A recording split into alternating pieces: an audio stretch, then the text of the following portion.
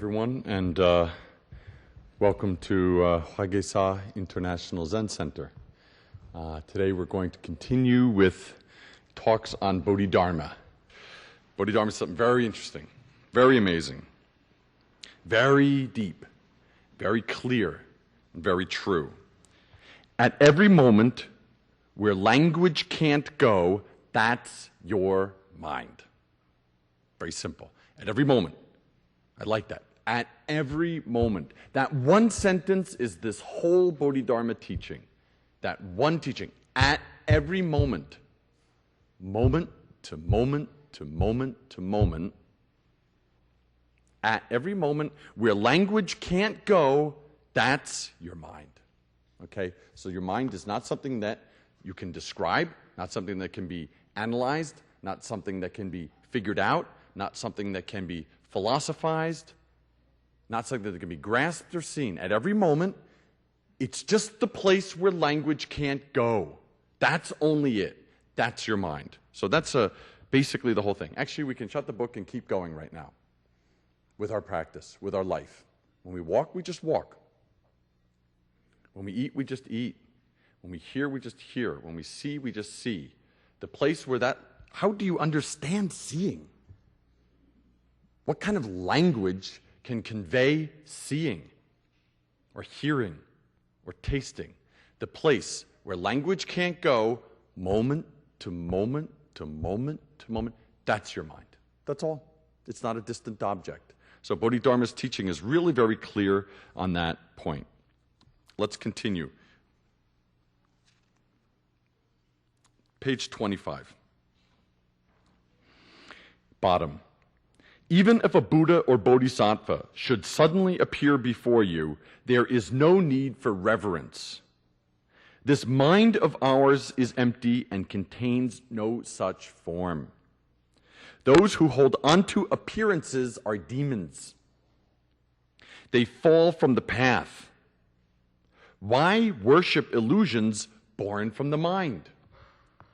Those who worship don't know, and those who don't know and those who know don't worship. Those who worship things, they don't really understand their mind. And those who really understand their nature don't worship things, people, objects, figures, beings, Buddhas, Bodhisattvas, gods, power, fame, any of those things. When you see your nature, you are not taken over by other things. That's all. You're not moved. But people who are moved by those things, who are attached to those things, who crave those things, who need those things, who depend on those things, don't really see their nature. It's a very simple teaching. So, Bodhidharma again pointing. Any kind of form that appears before you, you shouldn't show any form of a god or a Buddha or a spirit appears before you. You don't show particular reverence. There's a very famous story about this I like to tell sometimes. Our teacher, Zen Master Seung-san, he got enlightenment. He saw his nature, Kyansung, very early when he was a very young monk in his like 19 or 20, 21.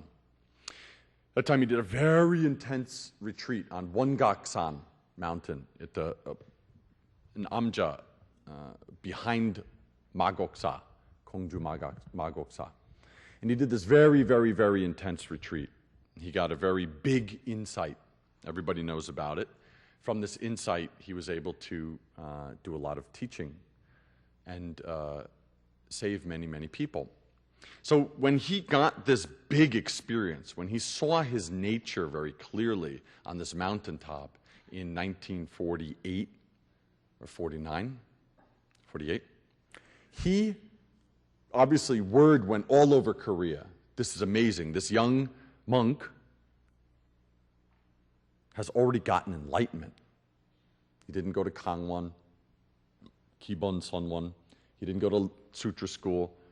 He didn't get the final precepts. He didn't really even have a teacher.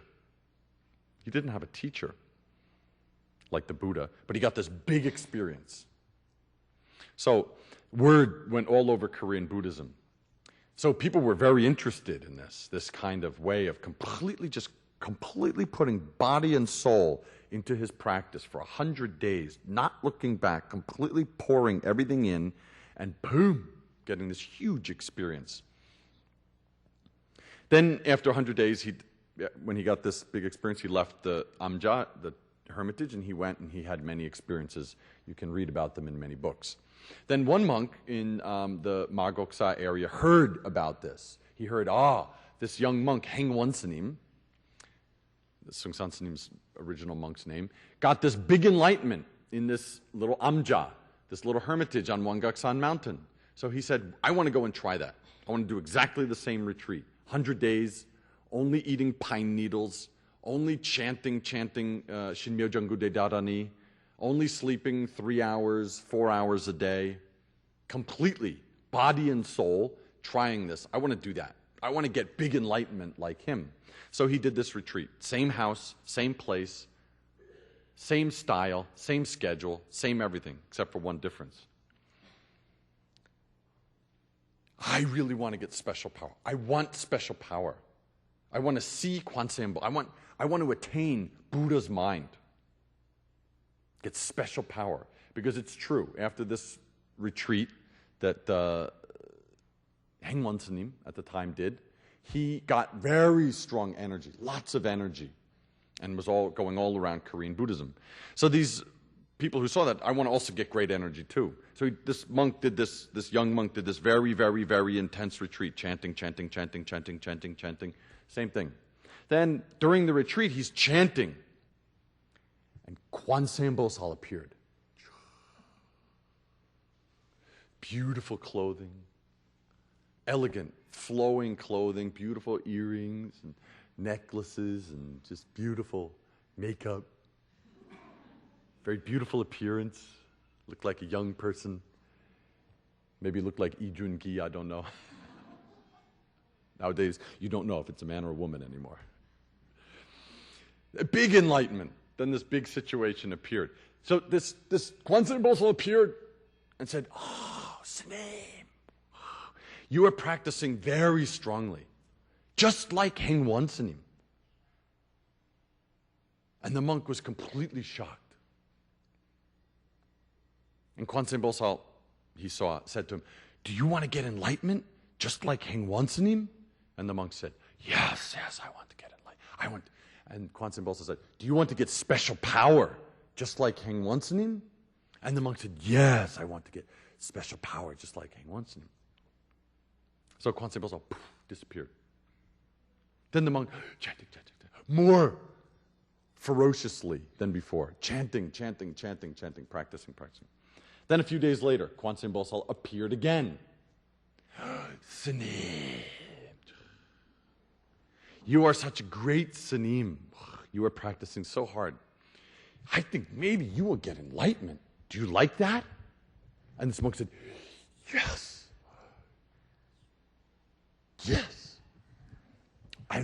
I like that. And then Kwanseumbo said, do you want to get big, really big, not little energy, big universal daegi, like Hyon Gak Sunim? And the monk said, yes, please, I want to. And Kwanseumbo said, it's not far away, very close. You're almost there. So Kwanseumbo disappeared. Then chanting, sweating, chanting. Then a few days later, Kwanseumbo appeared again. And Sunim, you're practicing so strongly. I think surely you will get enlightenment. Do you want to get enlightenment? And the monk, yes, I want to get enlightenment. Just like Hyon Gak Sunim, right? And the monk, yes, just like Hyon Gak Sunim. And with that, you will get special energy, right?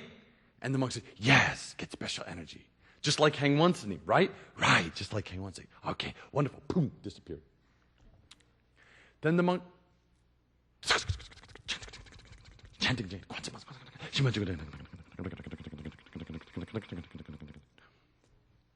Then 1 week later, this Amja was very unusual because I went and visited this Amja where my teacher got enlightenment. It's a very unusual place because it's just a little hut. It's a little odumak, a little building.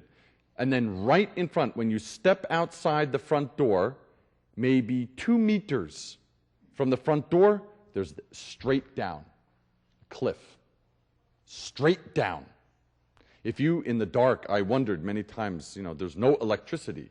So I wondered, my teacher was here. I'm surprised. It's a very dangerous place. I'm very glad he didn't take a wrong step because you fall down there, it's very far. Even you come close, you look, very, very far. You jump back. So this monk practicing. Then one day, Kwanzaa Bosal appeared in the air and said, Sunim, soon you will be finished. I think already you have special energy. And the monk said, oh, really? And Kwanzaa Bosal said, yes, special energy. And the monk said, oh, please show me. Kwanzaa Bosal said, jump from here. You can fly. Better than Hyon Gak Sunim. Hyon Gak Sunim cannot fly. You can fly. And the monk, oh, I can fly? Yes, I think you can fly. And if there's a problem, I will catch you. I'm Kwanzaa Bosal, right? You believe me, right? And the monk, yes, Kwanzaa Bosal, yes. I can fly, finally. And if I fall, you will catch me, right? And Kwanzaa Bosal, of course. So the monk dropped the moktak and jumped. And Kwanzaa Bosal disappeared. Disappeared. And he fell. Really fell. Fell all the way far, far, far down. Fortunately, there were trees coming there. So he was caught he fell down and he was caught in the trees. Otherwise, he would die. He was very badly, he had broken bones here, everything was broken, very badly injured. Then he realized, this was not Kwanzaa Bosal. Many monks also later said, Pabo, you stupid. That was an illusion. You wanted to see Kwanzaa Bosal so much that in your chanting, you made Kwanzaa Bosal illusion in your mind. So, you had Kwanzaa Bosal. This is not some special trick. Actually, some of us maybe in this room experienced it. Maybe some of you fall in love with somebody and you completely become one with them. Then that person breaks up with you or dies. But you really want to see that. You only think, every moment you are thinking about that person. Then sometimes you see someone and you think that's them. It looks like them. 1 second, you think that's them. Some people, long time, think that's them, especially maybe some parent. That's a very strong kind of love. The child dies, and sometimes they hear the child's voice, or they see the child's face in a dream, of course, but also in their everyday life. And they believe that the child is still trying to talk to them. The child is still in this world somewhere. So some people have this and go crazy. So that's just this point. Just like this monk, you want to see something very strongly, so you see it. Very simple. You don't want to let go of some illusion, so it appears. And you think it's real. So much religion is like that. Much religion is like that. So something appears and you revere it. So many situations where someone sees the Virgin Mary. Maybe I use this example many times, but it's very easy to confirm. Maybe this window of a hospital in Boston, Massachusetts. Many people gathered. It was on CNN. Many people gathered in the window because in this window was an image of the Virgin Mary. They believed it was real. A form, just a form. Could be Virgin Mary. If it was China, maybe they would think it was Kwanseum Bosal.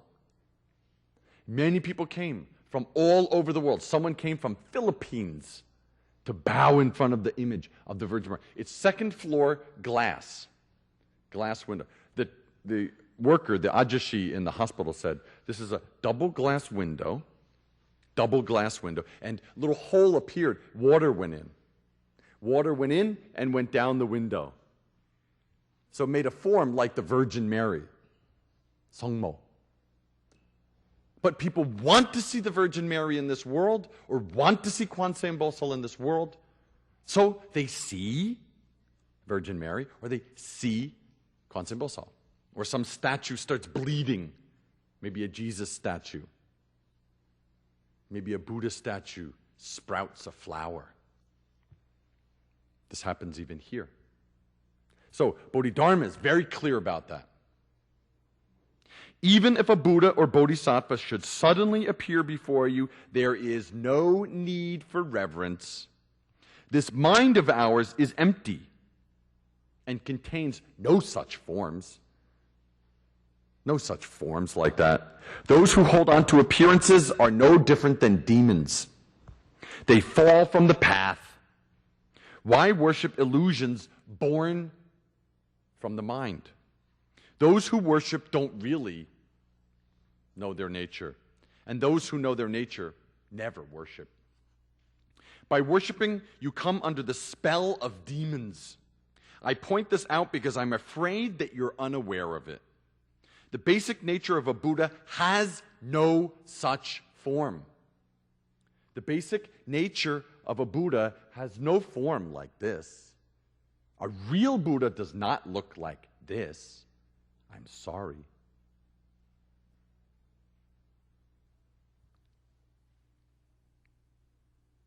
Keep this in mind, even if something unusual should appear. Just keep this in mind, even if something unusual should appear.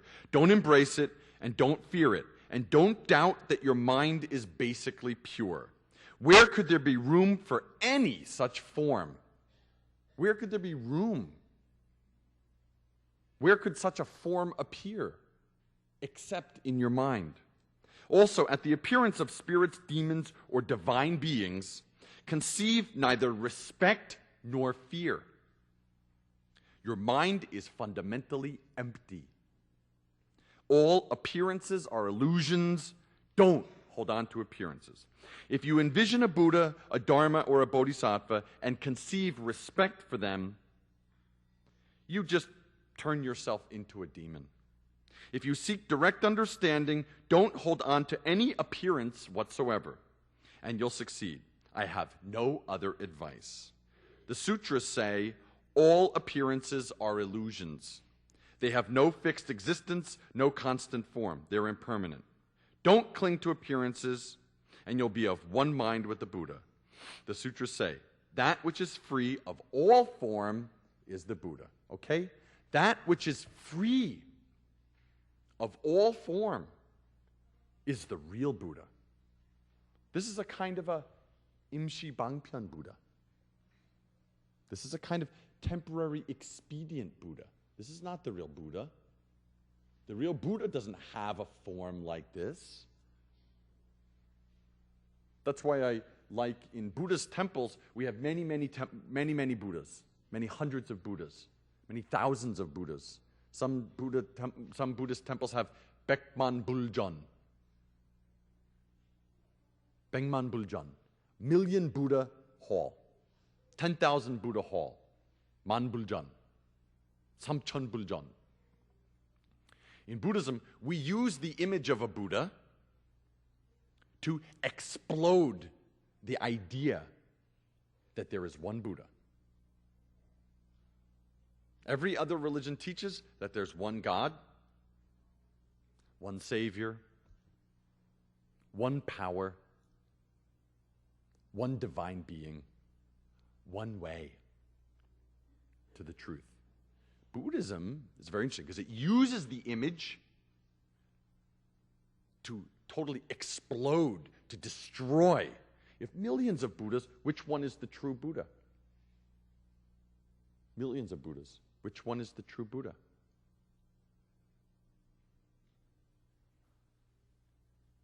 Hyon Gak Sunim, I ask you, many hundreds of Buddhas here at Hwagesa, many hundreds of Buddhas, I ask you, which one is the true Buddha?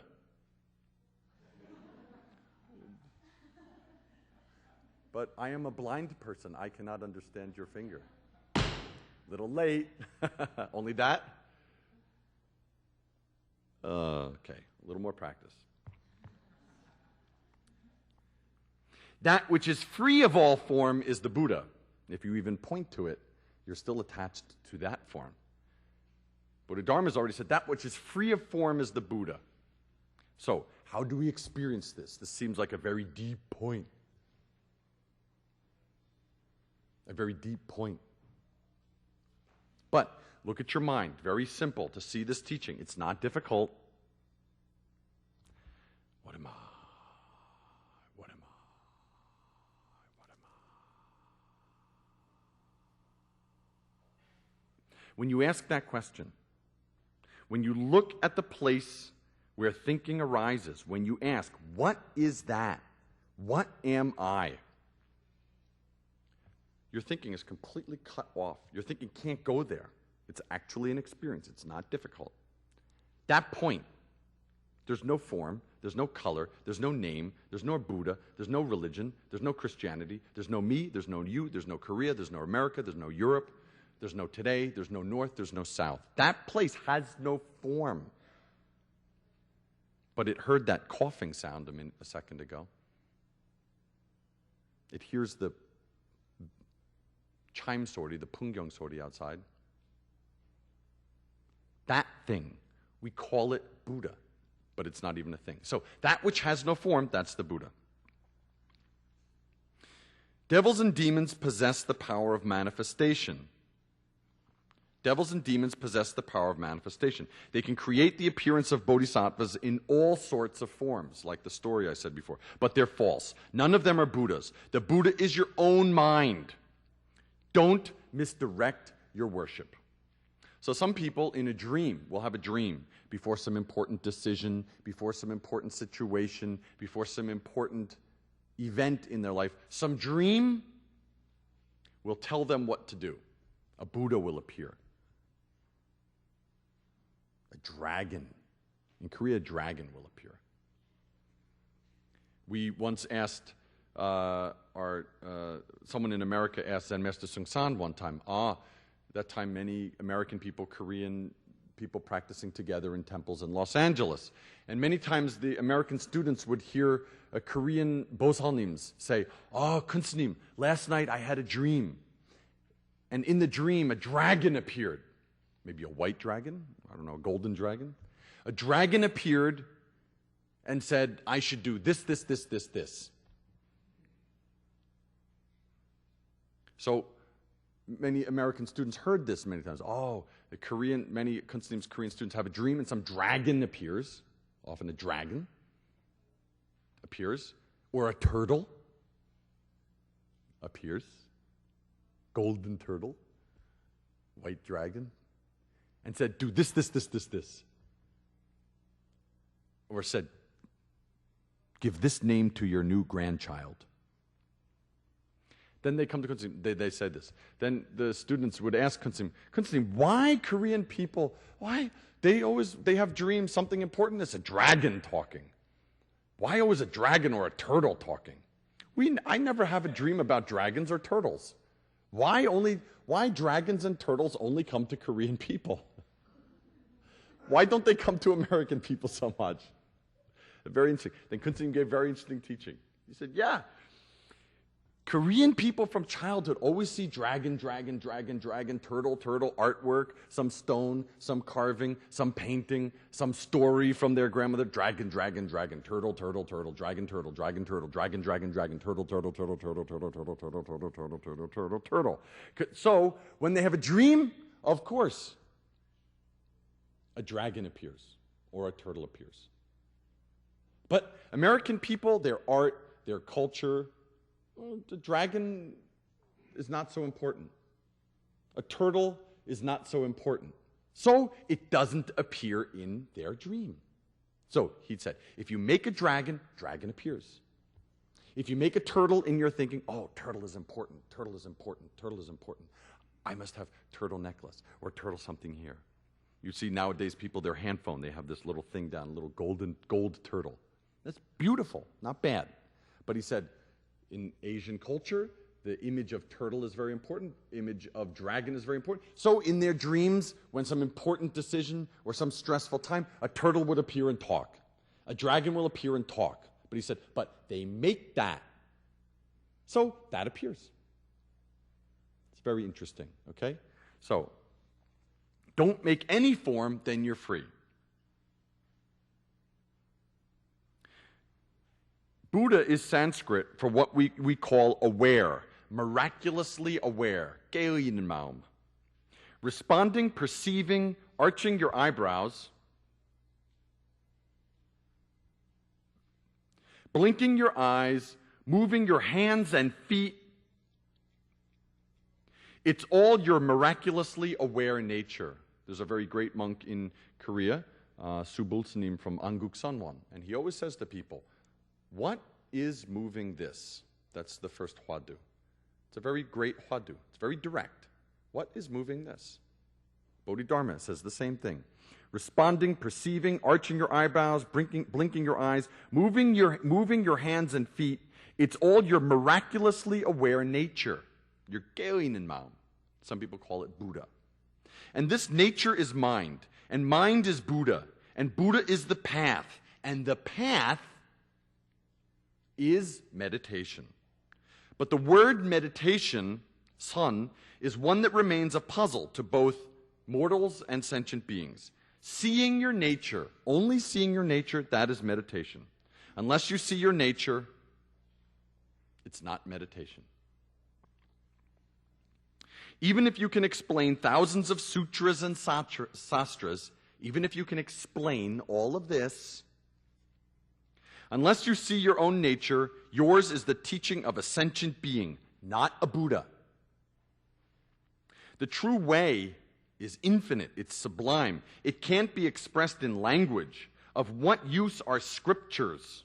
What use is this, really? The moment you die, what use is this? At that moment, however much you understand it. But someone who sees his own nature finds the way, even if he can't read a word. Someone who sees his own nature finds the way. Someone who sees his nature is a Buddha. And since a Buddha's body is pure and unsullied, and everything he says is an expression of his mind being basically empty, a Buddha can't be found in words or anywhere in the Palmandaejangyong. A Buddha cannot be found. Go to Hyensa. Look in the 84,000 sutras, what's called the Palmandaejangyong in Hyensa. Look in those sutras. You can't find a Buddha there. There's no Buddha there. Not one. Never was. There isn't now. There never will be. Not in the Palmandaejangyong. Never. It's not in Hyensa. Never. It's not in Hwagesa, Tongdosa, Sudoksa. You can't find a Buddha there. But you can find it here. Right here. The thing that heard that.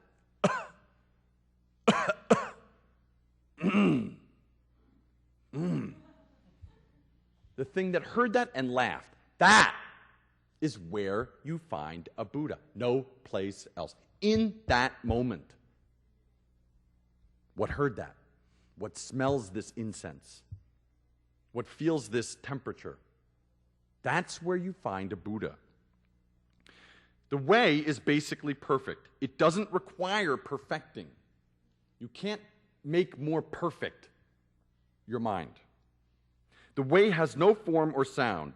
It's subtle and hard to perceive. It's like when you drink water. You know how hot or cold it is, but you can't tell others.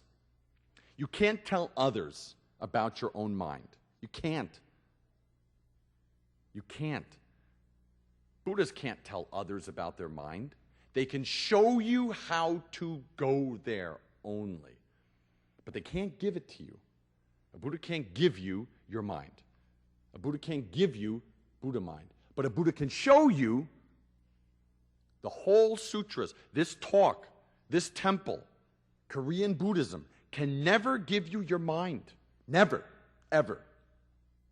Many other religions teach, oh, if you come here, I was on the subway today. Traveling on the subway from Seoul-yok to Hwagesan. Today is Sunday. And a very wonderful gentleman came up and walked up to me, very wonderful man with love in his eyes, and said, don't go to hell.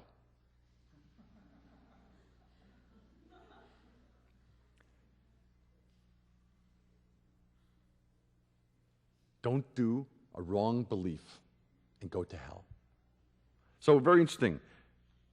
Someone thinks that wearing this or practicing like this is only going to hell. But that's not hell. Here. Only here. Only here I can make heaven or hell. The way is basically perfect. It doesn't require perfecting. Way has no form or sound. It's subtle and hard to perceive. It's like when you drink water. You know how hot or cold it is, but you can't tell others. Of that which only a Tathagata knows, men and gods remain unaware. The awareness of sentient beings falls short. As long as they're attached to appearances, as long as you are attached to form, to appearances, you're unaware that your mind is empty. And by mistakenly clinging to the appearance of things, you lose the way. Very simple. Like I said, Hyon Gak Sunim, the great Chinese monk, said, sentient beings are deluded. Sentient beings are confused because they forget about themselves and follow things. That's all. You leave your home, your kohyang. You leave your home and wander after things. That's all. That's the difference between a sentient being and a Buddha. A very interesting example of that was this one young student of our teacher, Zen Master Seung San, at Providence Zen Center some 40 years ago, was reading a book, studying a book. And he was a very, very intelligent young guy. He went to Yale. It wasn't me. He went to Yale. And he was sitting there, he was reading the book, and suddenly he felt, and this voice said, you are homesick. You're homesick. And he was shocked because he thought, I don't miss my parents' home. He looked up, it was Kunsunim, saying, oh, you're homesick. And he thought, how shocking. I don't miss my parents' home. And he went, huh? And Kunsunim said, homesick for your original home.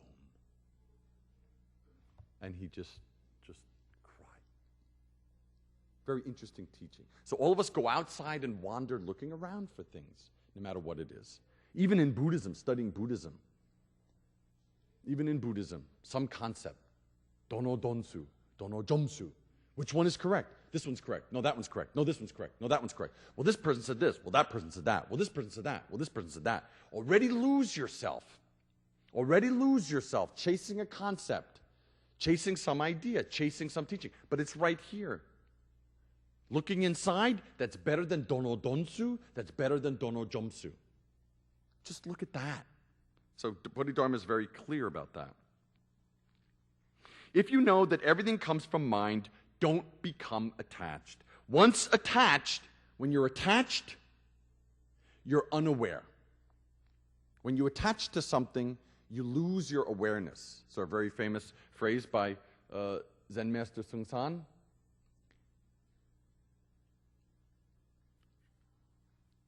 When you're thinking, you lose your eyes. It's a great teaching. Very short. When you are thinking, you lose your eyes. 8 words. 8 words. But this is the whole experience of meditation. Doing meditation, chamsan, There's only one rule for doing it. You only need one rule.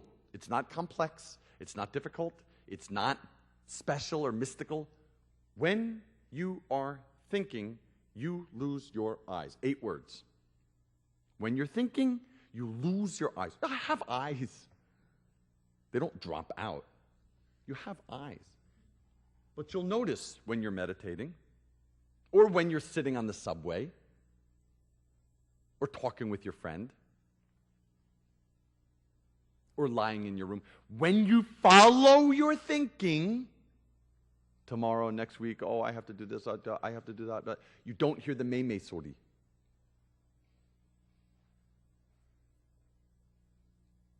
When you're following your thinking, you lose your eyes. You don't see.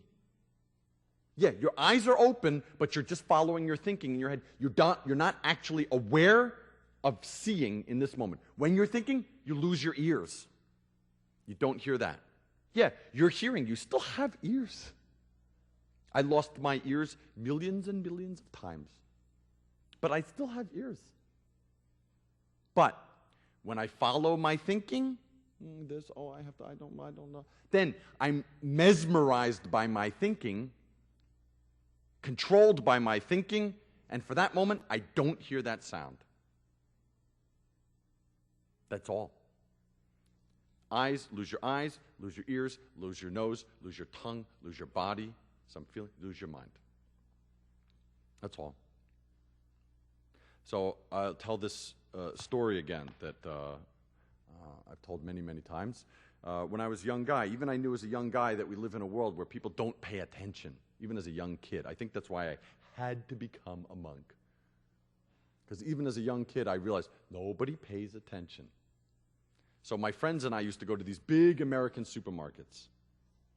Big supermarkets. You know, and they have the music in the supermarket, like dun dun dun dun dun dun dun dun dun dun dun dun dun dun dun dun. You know, like a supermarket or a department store, Bekwajam, there's music in the background. And people are like, dun, dun, dun, dun, dun, dun, dun, dun, dun, dun, dun, dun, dun. And they're totally lost in their thinking. So my friends and I would walk around these huge supermarkets, and we looked, everyone is asleep. So we would walk around, one guy would check one aisle, and we would watch, there'd be people picking up food, and another guy would one of us, it was usually me, because I have a big voice, and also a little crazy. Very crazy. So that time, and I also didn't mind getting into trouble. So suddenly, we would act like nothing was happening. We'd pick something up and go, "But!" And we would look around. Nobody reacted. People would be like, "You, but!" They didn't hear it. This crazy sound suddenly appeared. Some lunatic or something. But people, Bobby, put that down. Stop fighting. No, put that down. I'll give you some more later. Billy, put it down. But no, don't do that. No awareness. Completely lost in their mind. So this teaching, if you are thinking, which means if you're attached to your thinking, you lose your eyes. You lose your ears, your nose, your tongue, your body, your mind. So that's a very deep teaching. If you know that everything comes from mind, don't become attached. Once attached, you're unaware. But once you see your own nature, the entire sutra, canon of sutra, becomes so much words. Its thousands of sutras and sastras only amount to a clear mind. Understanding comes in mid-sentence. What good are doctrines, teachings? Ultimate truth is beyond words. Ultimate truth is beyond words. So right there. That's ultimate truth. You don't need to find some mystical specialty. It's just hearing that cough. That cough. But often in our lives, we don't hear that. That's all. It's very simple. Ultimate truth is beyond words. Doctrines, sutras, teachings, this Dharma talk are only words, but they're not the way. The way is wordless. This study is about wordless. Words are illusions. They're no different from things that appear in your dreams at night. Be they palaces or carriages, forested parks or lakeside pavilions. Don't conceive any delight for such things. Sometimes people come to me and say, the strangest things. One thing I really like that's very interesting is when people come up to me and say, Sunim, Hyon Gak Sunim, I'm very angry at you. Oh, well, that's often, no problem. Why? Please. You angry at me? No problem. But why? And they say, last night in my dream, you yelled at me very much. Oh, really? Yeah. In my dream, I didn't do anything bad to you, but you yelled at me. You 막 혼났어요. In my dream. Why did you? So I'm very angry at you today. Oh, good. In their dream, they have a dream, I yelled at them. So today, it's as if I really did it. That is living in a dream. That means even though their body woke up, they still believe that dream is real. That means living in a dream. Living in a dream. But Bodhidharma is very clear about it. The way is wordless. Words are illusions. Words are no different from things that appear in your dreams at night, even if be they palaces or carriages, forested parks or lakeside pavilions. Don't conceive any delight for such things. They're all cradles of rebirth. I love that. Attaching to anything, it's just a cradle of rebirth. It's just 반복적으로, 반복적으로, 반복적으로. Repeat, repeat, repeat. Birth and death, birth and death, birth and death.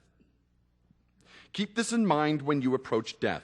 Don't cling to appearances, and you'll break through all barriers. A moment's hesitation, and you'll be under the spell of demons.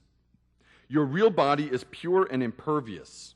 Your true body, not this thing, this object, this thing, but your real body, your true body, is pure and impervious. But because of delusions, you're unaware of it. Because of delusions only because of those delusions, you don't see it. That's all. Not because it's far away, not because it's difficult to find, not because meditation is difficult, not because Buddhism is difficult. Only because of delusion that you're attached to. And because of this, you suffer karma in vain. Wherever you find delight, you find bondage. Wherever you find some sort of delight, usually you'll attach to it. And then that will bond you. Very simple. But once you awaken to your original mind, you're no longer bound by attachments. Anyone who gives up the transcendent for the mundane in any of its myriad forms is a sentient being. A Buddha is someone who finds freedom in good fortune and in bad fortune. In a good situation, you are free. In a bad situation, you are free. That's a Buddha. Buddha doesn't just mean having a good situation. A Buddha doesn't just mean having a peaceful, lovely, wonderful, blissful kind of deal going on. Because no one really has that. Neither the president does, nor some famous person. It's not like that. But if you can be free in good and free in bad, that is a Buddha.